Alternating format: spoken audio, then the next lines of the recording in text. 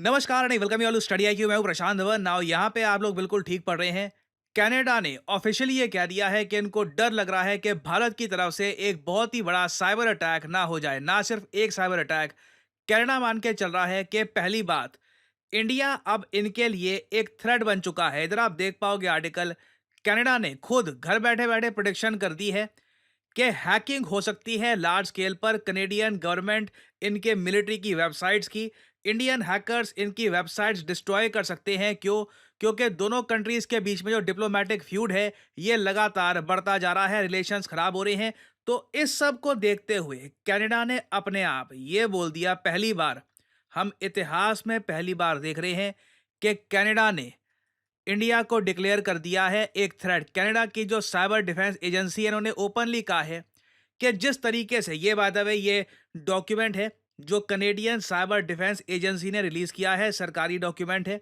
मैंने जब इसको पढ़ा और नीचे इसको देखा, इट इज शॉकिंग। आप अगर जियो पॉलिटिक्स में जेन्युइनली इंटरेस्टेड हैं, आप क्वाड की डेवलपमेंट को फॉलो कर रहे हैं, आप यूएस इंडिया रिलेशंस को फॉलो कर रहे हैं, उस सब के बीच में एक G7 कंट्री कनाडा ये अचानक से आकर सरकारी डॉक्यूमेंट में ये पब्लिश कर देता है कि जिस तरीके से कनाडा को खतरा है और कनाडा पर साइबर अटैक हो सकता है इन देशों से, जिनका नाम यहाँ पे लिखा है China, people's republic of China का नाम मेंशन है, रशिया का नाम यहाँ पर मेंशन है, द रशियन फेडरेशन, ईरान का यहाँ पर नाम मेंशन है, the Islamic Republic of Iran, और ऑफ कोर्स DPRK मतलब के नॉर्थ कोरिया की यहाँ पर ये बात कर रहे हैं। इन कंट्रीज की ग्रुप में ना इन्होंने इंडिया को डाल दिया है। कितनी अजीब बात है अपने आप में, क्योंकि वेस्टर्न कंट्रीज लगातार बहुत लंबे समय से ये बात दोहराती जा रही है कि अगली जो मेजर वॉर होगी इसमें एक तरफ होंगे नेटो देश और दूसरी तरफ होगा क्रिंक। क्रिंक देखिए शॉर्ट फॉर्म है Russia, China, Iran, North Korea की। वेस्टर्न कंट्रीज मान रही हैं कि ये है नया एक्सेस ऑफ ईवल, ये बुरे देश है, इनको हराना होगा बाकी नेटो कंट्रीज को। और अब आप सोचकर देखो, कनाडा चुपचाप ना इस ग्रुप में इंडिया को भी खड़ा करने की कोशिश कर रहा है कि जब आप क्रिंक को अटैक कर रहे हैं ना, तो क्रिंक की जगह क्रिंकी कर दीजिए, क्योंकि एक और आई ये इंडिया का यहां पर ऐड करना चाहते हैं। बहुत ज्यादा मैं कहूंगा कोशिश की जा रही है कनाडा द्वारा कि वेस्टर्न कंट्रीज और इंडिया के रिलेशंस ऑल टुगेदर खराब हो जाएं। क्योंकि जो इन्होंने लैंग्वेज यूज करी है ना कि भारत ऑलरेडी, अगेन देखो बीच में एक्चुअली हुआ क्या था कि कनाडा की एक मिलिट्री की वेबसाइट थी, उस वेबसाइट को एक इंडियन हैकर ग्रुप ने हैक कर लिया था ना। वो हैकर ग्रुप सरकारी नहीं था, कोई प्राइवेट ग्रुप था। उन लोगों ने अपनी तरफ से एक्शन ले लिया।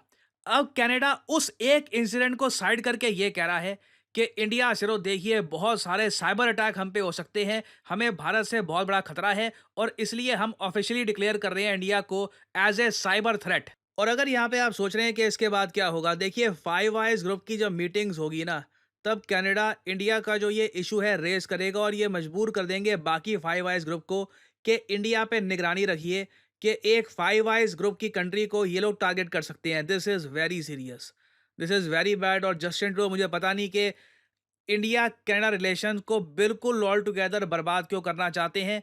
ऑलरेडी ये बहुत ज़्यादा डैमेज पहुंचा चुके हैं। पता नहीं इनकी पॉलिटिक्स क्या इतनी इंपॉर्टेंट है कि अपने कंट्री के लिए एक बहुत ही इंपॉर्टेंट देश के साथ रिलेशंस ये हमेशा के लिए रुइन कर दें। क्योंकि ना सिर्फ कनाडा ने ये किया है, इसके बियॉन्ड आप अगर देखो तो अमित शाह, भारत के गृह मंत्री, कनाडा ने यह भी कह दिया है कि अमित शाह ने ऑर्डर करी थी campaign targeting of 6 separatist in Canada. जो भी खालिस्तानी 6 सेपरेटिस्ट हैं कनाडा में, उनकी ऑर्डर्ड कैंपेन टारगेटिंग शुरू करी थी भारत के सिटिंग गृह मंत्री ने।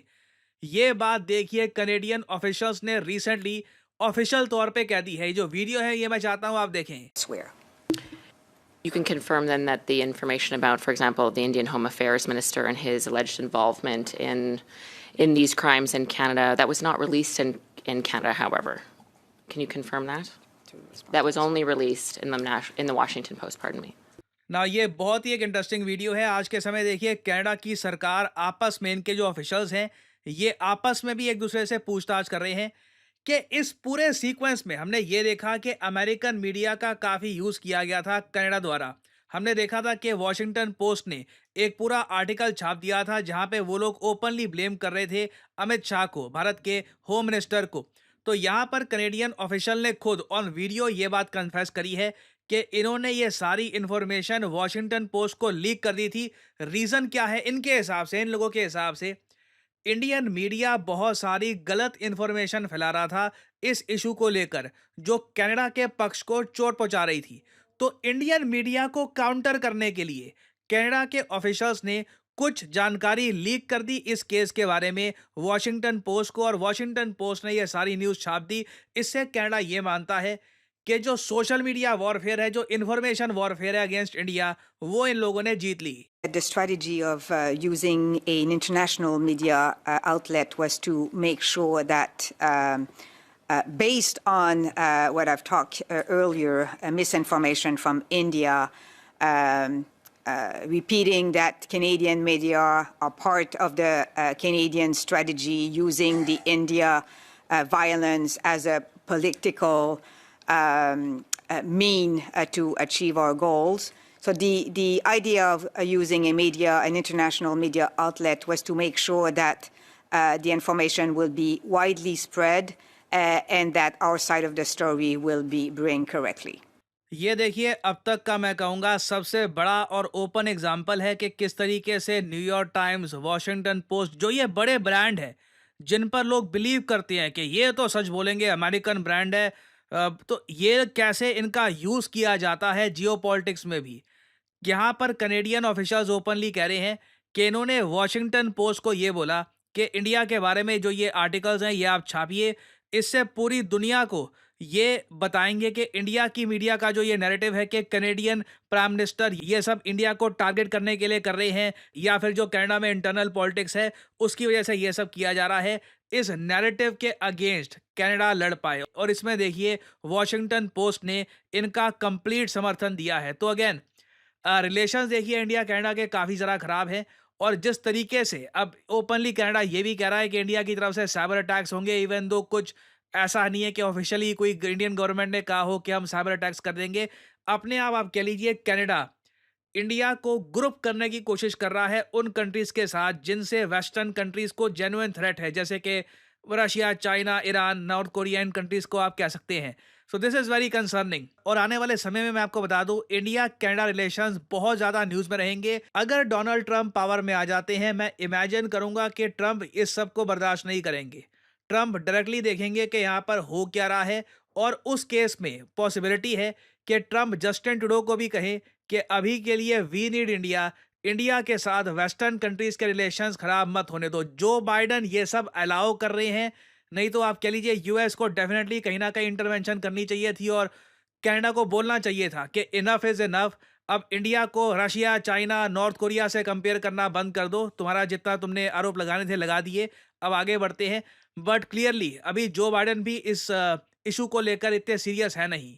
और फाइनली यहाँ पे आप लोगों से मैं एक सवाल पूछूंगा कि माउंट फूजी आज के समय काफ़ी न्यूज़ में है। हमेशा इस माउंटेन पर बर्फ़ पड़ती है। 130 सालों में पहली बार हम देख रहे हैं कि because of global warming mount Fuji पर बर्फ़ इस बार पड़ी ही नहीं है। तो आपको बताना है कि माउंट फूजी किस कंट्री को बिलोंग करता है। बड़ी एक अकरेंस है कि माउंट फूजी पर बर्फ़ ही ना पड़े, 100 साल में पहली बार हो रहा है ये। बताइए माउंट फूजी आपको कहाँ पर मिलेगा? ये है यहाँ पे आपकी ऑप्शंस: मलेशिया, इंडिया, जापान या फिर वियतनाम। कमेंट सेक्शन में करिए उत्तर। जो लोग देंगे सही आंसर उनकी कमेंट को मैं हार्ट दे दूंगा, ताकि बाकी लोग समझ पाएं कि सही आंसर क्या है।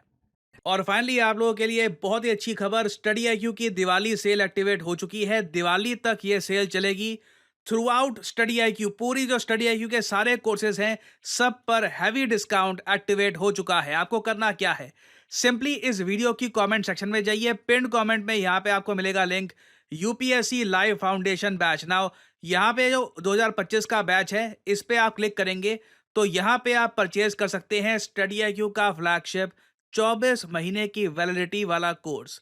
जो प्राइस यहाँ पर लिखा है, don't even think about paying this price. ये प्राइस कभी भी पे मत कर देना। सिंपली यहाँ पे 4 ऑफर्स अवेलेबल हैं, इस पर क्लिक करिए और यहाँ पे कोड आपसे मांगेंगे। कोड यहाँ पर डालिए PG10 और आप देखोगे सबसे लोएस्ट रेट्स पर 18,999 में आप ये कोर्स कर सकते हैं परचेज। याद रखिएगा ये 24 महीने की वैलिडिटी का P2I फाउंडेशन कोर्स है, जहाँ पे प्रीलिम्स, मेंस, इंटरव्यू तीनों पार्ट आपके कवर होते हैं।